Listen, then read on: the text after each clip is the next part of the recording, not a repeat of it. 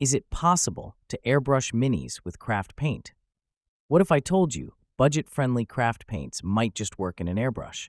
Well, I'm going to give it a try. Join me today to find out how well it works and if it works at all. Hi everyone, I am Poto-chan and you are watching Poto Paint. Welcome to Poto Paint.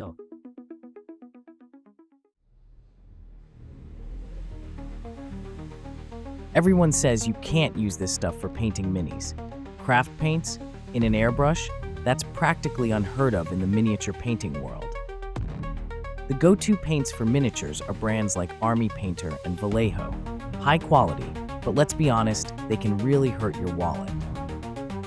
I'll show you what airbrushing with craft paints looks like and compare the results to the expensive brands. Will craft paints rise to the challenge, or will this experiment crash and burn? Let's find out together. We're going to begin with my homemade recipe for brown. Before we start, let's mix the paint a little bit.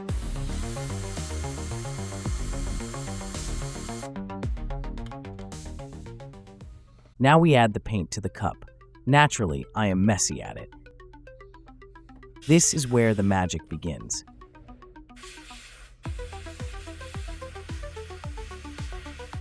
Now you might be thinking, that's pretty good precision for a front trigger airbrush.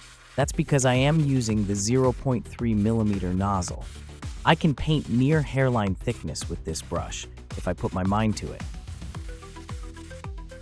Anyway, I'll be quiet. You just watch.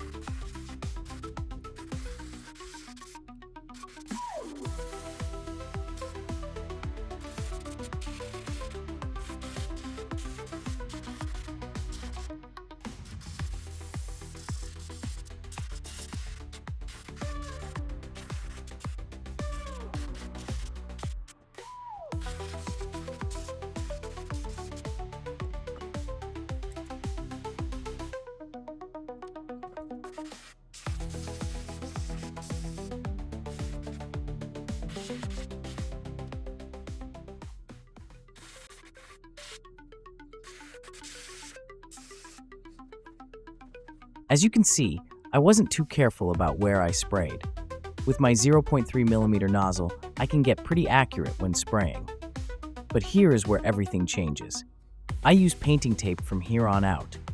I want to make sure I get every nook and cranny with the airbrush, and I don't want to worry about painting things I shouldn't. So your best friend in these circumstances is weak adhesive painter's tape.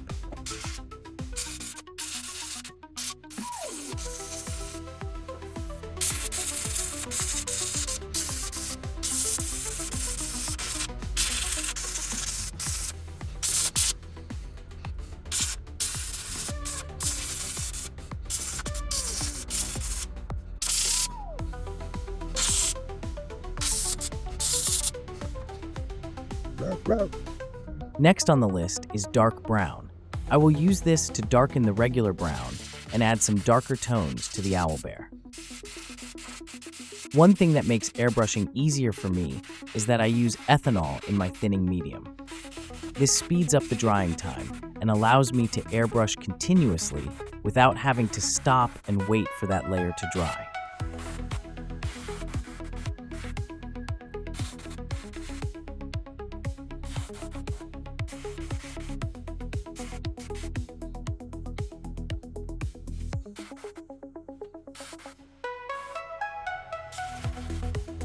And now it is time for sand yellow.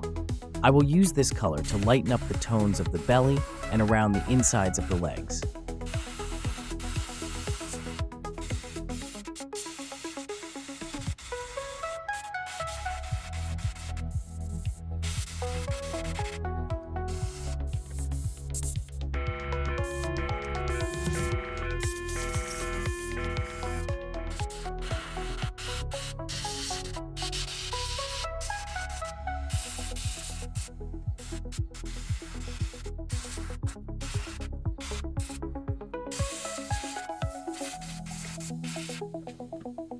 Here, I have another bout of overspray.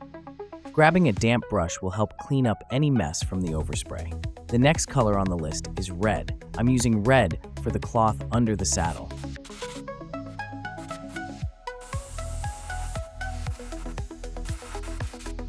Here is where I have a few mishaps. I'm not hiding any problems, so you can see what can happen when using craft paints. In reality, this can happen with any paints, even the expensive ones. What happened is, dried blue paint inside the nozzle started to come loose. This blue paint comes from painting my stairs in this video. The last time I used blue was a month ago, and it seems I didn't do a proper job at cleaning it. Another error is this circular spot where the paint just doesn't want to stick. This may just be an issue with craft paints, but it's nothing a paintbrush can't fix.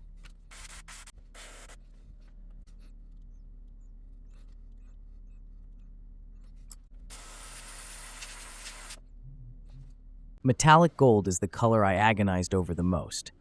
Choosing a color that best accents the figurine can be a daunting task. Another problem I face here is that my gold paint was not thinned properly. I added too much of one ingredient and not enough of another. That in turn made the paint more lumpy and less fluid. I had to give up, wipe it all down, and mix a new set of metallic gold. See what I mean?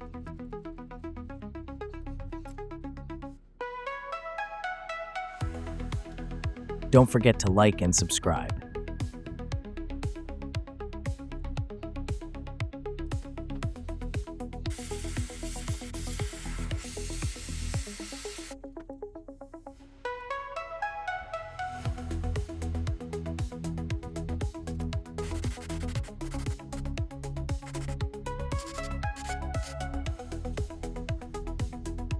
So for the straps that hold all the armor together, I decided to go back to dark brown just to limit the number of colors used. Because dark brown was airbrushed on the top, the more solid dark brown for the leather straps suits the figurine quite well.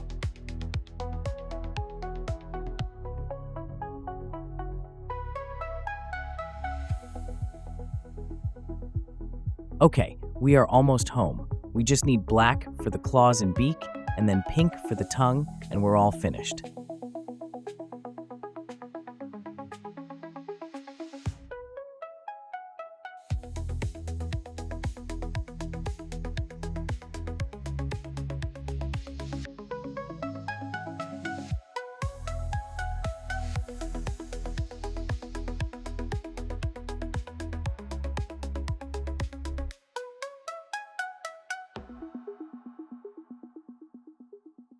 That's it. All done. Ladies and gentlemen, what you've all been waiting for, the final result.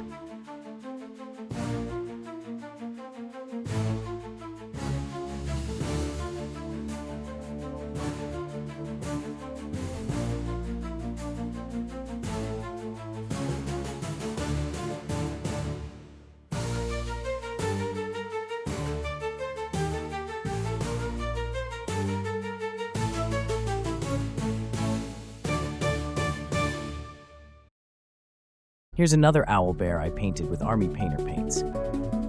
Nah, just kidding. I only have craft paints. Which one do you like better? Leave a comment below. If you made it this far, thank you so much staying tuned until the end.